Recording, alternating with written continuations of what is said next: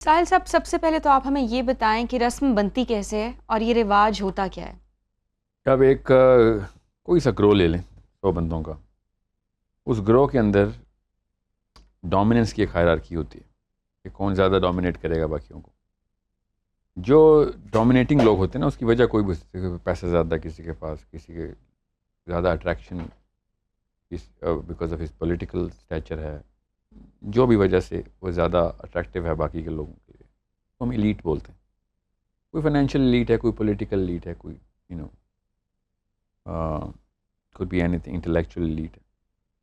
وہ لوگ دانستہ یا غیر نادانستہ طور پر جو بھی بیہیویئر شو کر رہے ہوتے ہیں نا، نیچے جتنے بھی لوگ ہوتے ہیں نا اس ہائرارکی میں، وہ لوگ سمجھتے ہیں کہ یہی طریقہ ہے اس فلسفے کے اوپر چلنے کا کہ جس کو وہ مانتے ہیں، خواص مانتے ہیں. عوام فلسفے کی سینس تو رکھتی نہیں ہے، اس بلیف کی، اس کاز کی، اس ضابطے کی. تو وہ اس کو ہی ضابطہ مانتے ہیں جس کو خواص اپنے بیہیویئر میں پریکٹس کر رہے ہوتے ہیں. کرتے کرتے ان 100 بندوں کو آپ 1000 سے ضرب دے دیں، ان کی نسلیں پھر اگلی نسل، ان کو یہ یاد نہیں ہوتا، نہ ہی پتہ ہوتا اگلی نسلوں کو کہ پچھلی نسلوں نے صرف اٹریکٹ ہو کے یہ کام شروع کیا تھا. اور شروع میں وہ تواتر کے ساتھ بیہیویئر ٹو بیہیویئر میمک کرتے ہیں، اور اگلی نسلیں اس کو میمکری سے آگے اپنے ایبسولوٹ فلاسفی کے اندر داخل کر لیتے ہیں. اور اس رسم کو نام ماننا، فار ایگزامپل مذہبی ہیں تو غیر مذہبی ہو جاتا ہے جی. اور اگر اس رسم پہ چل رہے ہوں گے تو سمجھیں گے کہ ہاں وہ اللہ کے قریب بھی ہو رہے ہیں. تو یہ بیسکلی اس تواتر کو، اس بیہیویئر کے اندر صلاحیت کرنے کو رسم کہتے ہیں، اور رواج اس مومنٹم کو کہتے ہیں کہ جو بار بار ایک کام کیا جا رہا ہے. اصل میں عمومی طور پر وہ کام شروع کرنے کے پیچھے ایک آدمی کا ایک نیچرل بیہیویئر تھا، وہ خود کیجول تھا، اس کو پتہ نہیں تھا، کاشیس نہیں تھا. تو بیسک سینس اور سائنس یہی ہے اس کی. اچھا، بینگ اے مسلم، آپ نے جیسے ابھی بات کی کہ اس کو ریلیجسلی فالو کرنا شروع کر دیتے ہیں، تو کوئی مثال دیں، اس کو ذرا زیادہ سمپلیفائی کریں کہ کیسے کوئی رسم جو ہے وہ ریلیجس فلسفی کے ساتھ جو ہے وہ کانٹراسٹ میں آتی ہے؟ ضرور. کانٹراسٹ میں تو چلیں میں آپ کو مثال دے دیتا ہوں. واقعی ریلیجس فلاسفی میں داخل کیسے جی کی رہتی ہے بالکل. وہ تو آپ کو میں نے بتایا. وہ تو ہمارا ایک ہارمون ہے، ہمارا ایک کیمیکل ہے، اچھا. جو کہ ٹریگر ہی تب ہوتا ہے کہ جب ہم نے ایک ڈومیننس کی ہائرارکی کو کے اندر اوپر جانا ہو. ہر انسان چاہتا ہے میں بھی لیڈ بنوں، چاہے پیسے بھی اسی لیے اکٹھے کر رہا ہے، سیاست بھی اسی لیے کرتا ہے، پاور چاہ رہا ہوتا ہے وہ. تو وہ جتنا زیادہ پریکٹس کرے گا اتنا زیادہ وہ نمایاں ہو کے سامنے آئے گا. میں مثال دیتا ہوں آپ کو. جیسے کوئی بڑا کمرے میں داخل ہو تو ہم کھڑے ہو جاتے ہیں، اچھی بات ہے نا، عزت کرنی چاہیے بڑوں کی. یس، آپ بھی ایسے کرتی ہیں. بڑے داخل ہوتے ہیں، ابا جی گھر پہ آ جائیں یا والدہ آ جائیں یا وہ استاد آ جائیں کمرے میں، تو آپ کھڑی ہوتی ہیں. somehow you think it's a religious duty that you have to do. ثواب ہوگا. لیکن یہ جو رسم ہے یہ نقصان تو نہیں کر رہی نا کسی کا؟ سم ٹائمز ایسے ہوتا ہے کہ آپ کچھ ایسے ریت رواج قائم کر لیتے ہیں جو نقصان کا باعث، ایک اسپیسیفک کمیونٹی میں نقصان کا باعث بننا شروع ہو جاتے ہیں. اسلام کے جتنے بھی احکام ہیں نا، وہ آپ کی نفسیات کے اور جسم کے فائدے کے لیے ہیں. اگر اسلام کے اندر کوئی چیز نہیں ہے اور آپ نے داخل کر دی ہے تو وہ آپ کو نقصان ہے. جیسے کوئی چیز کینسرس ہوتی ہے، کارسینوجینک ہوتی ہے، یہ بھی وہ کینسرز ہیں سارے. اسی لیے تو اسلام نے آگے پرانی نسلوں کو ڈیلیٹ کرایا تھا کہ ختم کرو اس ساری کہانی، یہ کیا شروع کی ہوئی ہے. اللہ کو پتہ ہے جس نے مشین بنائی ہے کہ کیا کام کب کرنا ہے کیا نہیں. اب آپ فار ایگزامپل اسی مثال کو لے لیں. میں کمرے میں داخل ہوں اور لوگ کھڑے نہ ہوں اور مجھے برا لگے تو میرے اندر کبر ہے. تو میں آپ سوچیں سی کہ اگر کوئی کہنا یہ نقصان تو نہیں ہو رہا، کیوں نہیں ہو رہا؟ ایک بندے کو متکبر کر رہے ہو. کبر کے کتنے نقصان ہیں پتہ ہے نا آپ کو. ایک متکبر آدمی کمرے میں داخل ہو جائے، بلڈوز کر کے رکھ دے گا، سونے کا ہی نہیں. تو بیسک نارسسزم کی بنا پڑ رہی ہے ادھر. ہر چیز اس کو پرووک کروا رہے ہیں کہ ہاں نہیں تو بہتر ہے، تو مطلب اس کی وہ والی تکریم جو کہ اسلام نے شدت سے منع کی ہوئی ہے. نبی اسلام کمرے میں داخل ہوئے، علیل تھے، چھڑی تھی ہاتھ میں. صحابہ نے دیکھا کہ نبی اسلام کی طبیعت ٹھیک نہیں ہے تو کھڑے ہو گئے، ورنہ صحابی کبھی نہیں کھڑے ہوئے نبی اسلام کے لیے. اس کی مثال کیا ہے؟ میں آپ کو حضرت انس سے مروی حدیث سنا رہا ہوں. 2 الگ الگ حدیث ہیں، ویسے آپ کو ایک بتا رہا ہوں تاکہ لوگوں کو پتہ ہو. دماغ کی نسیں پھٹ جائیں گی یہ بات سن کے نا، اصل میں عوام کی، کہ یہ کیا بات کی ہے آپ نے.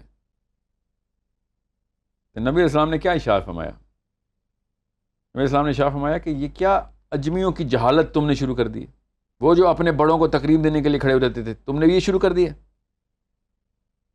اگر یہ بات نقصان نہ دیتی تو نبی علیہ السلام منع نہ کرتے. ٹھیک ہے. اب آپ سب کے ذہن میں مجھے پتا ہے کیا سوال آ رہا ہے کہ یہ تو حضرت فاطمہ کے لیے نبی علیہ السلام کھڑے ہو جاتے تھے, تو حضرت فاطمہ آپ کے کمرے میں داخل ہوں آپ بھی کھڑے ہو جائیں. حضرت فاطمہ کے علاوہ کس کے لیے کھڑے ہوئے نبی علیہ السلام؟ آپ مجھے بتائیں, کیا ہر خاتون کے لیے کھڑے ہوتے تھے؟ صرف حضرت فاطمہ کو ایک تخصیص حاصل ہے ادھر. یہ زبردستی کی جو تکریم مولوی نے بھی اور کالج کے پروفیسر نے بھی, اسکول کی ٹیچر نے بھی, خاندان کے بڑوں نے بھی زبردستی ڈال دی. یہ رسم ہے, پرانی چلتی آ رہی ہے. میرا نبی, میرا دین اس کو توڑنے کے لیے آیا تھا. آپ خود سوچیں کہ اس کی نقصان دیکھیں آپ, کہ اگر ہر بندہ اپنے سے بڑے کے لیے کھڑا ہوتا ہے تو بڑے کو خراب کریں آپ, اس کو کبر میں ڈال رہے ہیں آپ. اس کے پیچھے نس کیا ہے؟ قیام صرف مسلمان, بینگ مسلم, قیام صرف اللہ کے لیے کریں گے آپ. اللہ کے لیے کھڑے ہوتے ہیں ہم, تو نماز میں کھڑے ہوتے ہیں, انسان کے لیے نہیں کھڑے ہوتے ہیں. بس یہ ہے اسلام کا. اب میں آپ کو مثال دی ہے کہ ہم نے ایک رسم بنا لی ہوئی ہے, یہ ہمارا ایک وتیرہ بن گیا ہے اور ہم اس کو ثواب سمجھتے ہیں.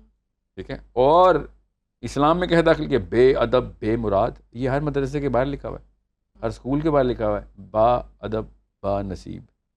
ادب کرانا ہے تو دل میں کراؤ. ٹھیک ہے.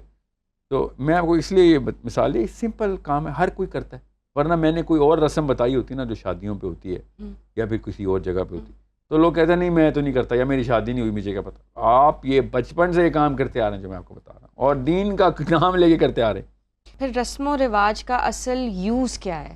مطلب ان کو اگر فالو کرنا چاہیے تو کیوں کرنا چاہیے, یا سرے سے فالو ہی نہ کیا جائے, جس کا جو دل کرتا ہے وہ ویسے کرے؟ میرا اپنی میری رائے یہ ہے کہ جو چیز آپ کے اوپر کسی بھی لیول کے اوپر بوجھ نہ ڈالتی ہو, وقت نہ لیتی ہو, پیسے نہ لیتی ہو, اور ایسا کوئی کام نہ ہو جس میں اسلام کی روح, اسلام کی کوئی نس کاؤنٹر ہوتی ہو, تو آپ بے شک کر لیں, کیونکہ اس سے کمیونٹی بلڈنگ ہو سکتی ہے. یہاں چلیں. مگر اگر آپ ایسے کام کریں, جو میں نے آپ کو انتہائی بیسک نفسیات میں جا کے کھڑے ہونے کی مثال دی ہے, کہ آپ کی نفسیات پہ افیکٹ آئے گا ہی آئے گا رسم رواج کا. اور آپ تو میں رسم رواج کر لیں گے, میرے پوتے اور آپ کے پوتوں نے اس کو مذہب بنا لینا ہے. مسئلہ مجھے یہ ہے اس بات کا, کیوں بوجھ ڈالتے ہیں اگلی نسلوں کے اوپر؟ انہوں نے اسلام میں داخل کر لینا.